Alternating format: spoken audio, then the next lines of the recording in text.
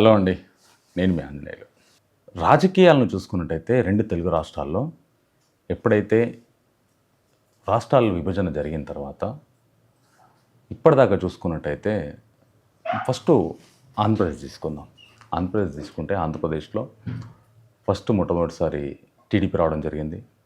Next YSRCP వచ్చింది. TDP వచ్చినప్పుడు విభజన జరిగింది కాబట్టి డెవలప్మెంట్ అవన్నీ జరిగింది. నేను దీనికంటే ముందు ఏ పార్టీకి అతీతం కాదు. నేను నాయకుల గురించి మాత్రమే మాట్లాడుతున్నా. ఏ పార్టీకి సంబంధించిన వ్యక్తిని కాదు. ఏ పార్టీతో మనకు అవసరం లేదు. అంటే జరిగింది, జరుగుతుంది దాని గురించి మాట్లాడదాం అనుకొని మాత్రమే మాట్లాడుతున్నా. ఫైనల్గా ప్రజలకు ఏం కావాలి? అభివృద్ధి కావాలి. వచ్చిన యూత్కి దినదినం గడిచిన కొద్దీ యూత్కి మంచి ఉద్యోగాలు కావాలి, డెవలప్మెంట్ కావాలి, రాష్ట్ర డెవలప్మెంట్ కావాలి. వీటన్నిటి గురించి మాట్లాడాలనుకుందాం. మనకి ఏ పార్టీకి సంబంధించింది కాదు. నాకు ఏ పార్టీకి ట్యాగ్ వేయద్దు. ఇది పర్టికులర్ క్లియర్గా చెప్పుదామని చెప్పేసి నేను చెప్తున్నాను. ఆంధ్రప్రదేశ్ రాజకీయాలు తీసుకున్నట్టయితే విభజన జరిగిన తర్వాత మొట్టమొదటిసారి టీడీపీ నుంచి చంద్రబాబు నాయుడు గారు సీఎం అయ్యిండు. ఆయన అయిన తర్వాత ఇక్కడ కొద్ది రోజులు, తెలంగాణలో ఉన్నప్పుడు కొద్ది రోజులు, అక్కడ ఆంధ్రప్రదేశ్లో అయిన తర్వాత అక్కడ అసెంబ్లీ నిర్మించి అక్కడ కొద్ది రోజులు పరిపాలన జరిగింది. దాని తర్వాత అమరావతి ఇష్యూ, రాష్ట్రానికి ఒక్కటి రాజధాని కంపల్సరీ కావాలి. 10 సంవత్సరాల్లో రాజధాని నిర్మించుకోలేకపోయారు కాబట్టి నేను ప్రజలు అనట్లేదు, ఇక్కడ నాయకులు మాత్రమే. 10 సంవత్సరాల్లో రాజధాని నిర్మించుకోలేకపోయారు కాబట్టి దానికంటే తక్కువ మూర్ఖత్వం ఇంకోటి ఉండదు. First of all. 2, నాయకులు వచ్చే యువతకి, జనాలకి మంచి మాటలు నేర్పించాలి, మంచి డెవలప్మెంట్ చూపించాలి, ఇన్స్పిరేషన్ ఎలా ఉండాలో చూపించాలి. మన సమాజం, మన రాష్ట్రం ఇలా ఉండొద్దు, ఇంకా ముందుకు ఎదగాలి అని చూపించాలి. ఒకరికి ఇన్స్పిరేషన్గా ఉండాలి. వచ్చే అప్కమింగ్ యూత్కి ఇన్స్పిరేషన్గా నిలబడాలి. అలా జరగాలి. కానీ 5 సంవత్సరాలు చంద్రబాబు నాయుడు గారు ఉన్నప్పుడు విభజన కోసం అయిన తర్వాత కొద్ది రోజులు ఇక్కడ, కొద్ది రోజులు అక్కడ డెవలప్మెంట్ చేసేటప్పుడు కూడా రకరకాల కేసులు పడ్డాయి. అక్కడికి వచ్చిన తర్వాత చేయట్లేదు, చేత కావట్లేదు అని రకరకాలుగా మాట్లాడారు. బాగానే ఉంది. 5 సంవత్సరాలు గడిచిపోయింది. Development zero. చేశారు కేసులు అవి ఇవి. ఉన్న లో బడ్జెట్లో ఉన్న రాష్ట్రాన్ని బడ్జెట్ వైపును తీసుకురావాలని టైం పడుతుంది. ఓకే, బాగుంది. నెక్స్ట్ వచ్చిన ప్రభుత్వం 5 సంవత్సరాలు గడిచిపోయిన తర్వాత నెక్స్ట్ వైఎస్ఆర్సీపీ జగన్మోహన్ రెడ్డి గారికి పదవిని కట్టబెట్టారు జనాలు. ఒక ఛాన్స్ అన్నాడు, ఆయన కట్టబెట్టారు. ఆయనకి ఎక్స్పీరియన్స్ లేదా? బోలెడంత ఎక్స్పీరియన్స్ ఉంది ఆయనకి. వాళ్ళ నాన్నగారు వైఎస్ రాజశేఖర రెడ్డి ఎంత గొప్ప వ్యక్తి. తెలంగాణలో చూసుకున్నట్టయితే అప్పుడు ఆంధ్రప్రదేశ్ విడిపోకముందు తెలంగాణలో ఉన్నప్పుడు ఆయన ఇక్కడక్కడ ఆంధ్రప్రదేశ్ మొత్తం ఎంత చక్కగా పాలించి ఈరోజు మనము ఆరోగ్యశ్రీ 108 అంబులెన్సులు ఉన్నాయంటే అది ఆయన పుణ్యమే, వైఎస్ రాజశేఖర రెడ్డి గారి పుణ్యమే. కానీ ఆయన ఉన్నప్పుడు కూడా అంతకంటే ముందు ఎన్టీ రామారావు గారు తీసుకొచ్చిన ₹2 బియ్యాన్ని చంద్రబాబు నాయుడు గారు కంటిన్యూ చేశారు, ఈయన కంటిన్యూ చేశారు, వైఎస్ రాజశేఖర రెడ్డి గారు. తర్వాత వచ్చి చంద్రబాబు నాయుడు కంటిన్యూ చేశారు. ఇటు తెలంగాణలో చూసుకున్నట్టయితే ఇప్పుడు కరెంటు 10 సంవత్సరాలు పాలించిన కేసీఆర్ గారు అదే కంటిన్యూ చేశారు. ఇప్పుడు రేవంత్ రెడ్డి గారు కూడా అదే కంటిన్యూ చేశారు. కానీ కొన్ని పథకాలు ఏవైతున్నాయో ఆ పథకాలని వచ్చిన తర్వాత విభజన చేయడం అనేది, ఆ పథకాలను తీసేసి మళ్ళీ వేరే పథకాలు తీసుకురావడం అనేది కరెక్ట్ కాదు. దీనిపైన రాష్ట్రం పైన చాలా ఎఫెక్ట్ పడుతుంది. రెండోది, ఇంకోటి, అసెంబ్లీలో మాట్లాడుకునేటప్పుడు అసెంబ్లీ చర్చ, రాష్ట్ర డెవలప్మెంట్ కోసం చర్చ జరుగుతుంది. సొంత పార్టీ ఎమ్మెల్యేలు కూడా అక్కడ అసెంబ్లీలో కూర్చొని మా నియోజకవర్గానికి ఈ డెవలప్మెంట్ కావాలి, నీళ్ళు కావాలి, రోడ్లు కావాలి, మా నియోజకవర్గానికి ఫ్యాక్టరీస్ కావాలి, ఇండస్ట్రీస్ కావాలి, ఈ డెవలప్మెంట్ కావాలి, ఇది లేదు, ఇది ఉంది, మాకు ఇది కావాలని సొంత ముఖ్యమంత్రిని కూడా క్వశ్చన్ చేసి మాకు కావాలని కొట్లాడే స్థానం ఏదైతుందో ఆ ప్లేసే అసెంబ్లీ. ఆ అసెంబ్లీలో ఇప్పుడు కాకుండా గత 5 సంవత్సరాలు విన్నట్టయితే బూతుల పురాణం తప్ప ఏమీ వినిపించలేదు. పురాణం తప్ప ఏమీ వినిపించలేదు. కానీ ఎవరైతే మాట్లాడారో, నేను దీనికి పర్టికులర్గా చెప్తున్నా, ఏ పార్టీ ట్యాగ్ నాకు వేయద్దు. నేను ఏ పార్టీకి సంబంధించిన వ్యక్తిని కాదు.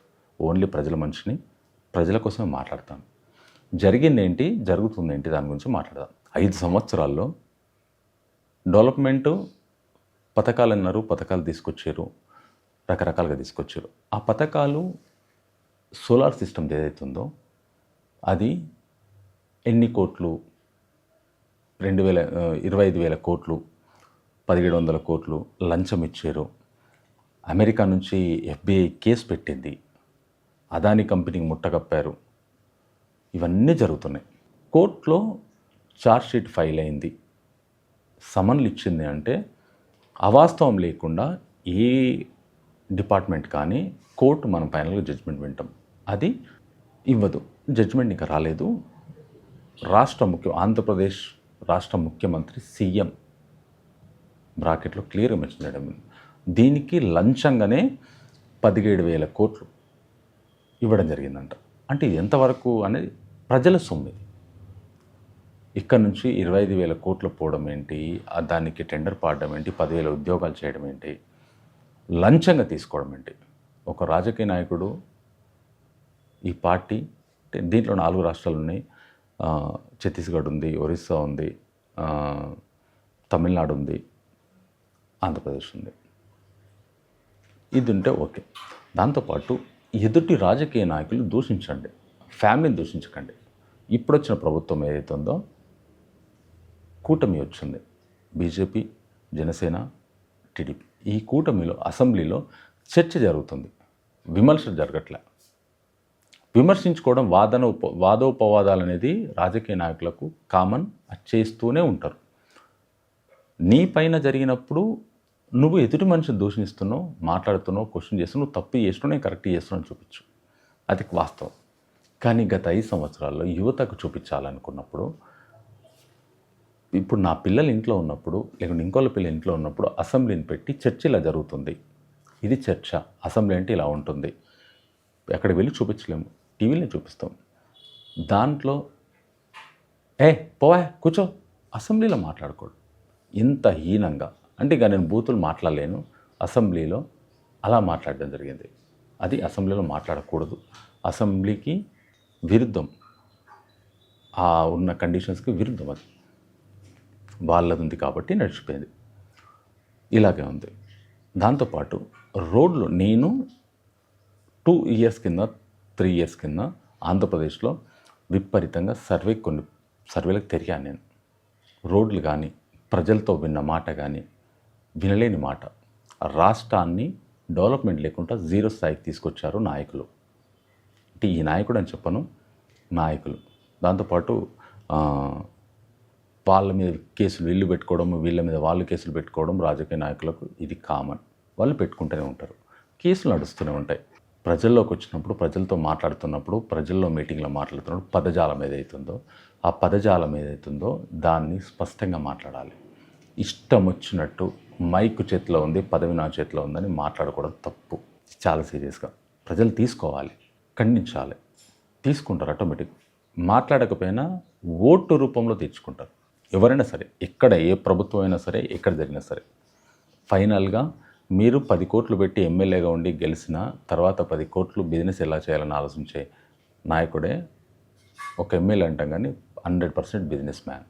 రూపాయి ఖర్చు పెట్టకుండా ఎలక్షన్లో గెలవరు. వాళ్ళు డబ్బు పెడతారు, మళ్ళీ డబ్బు లంచాల రూపంలో సంపాదిస్తారు.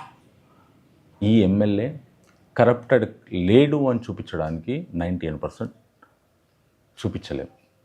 అందరు కరప్టెడే. 99%, ఓన్లీ 1% మాత్రమే నాన్ కరప్టెడ్.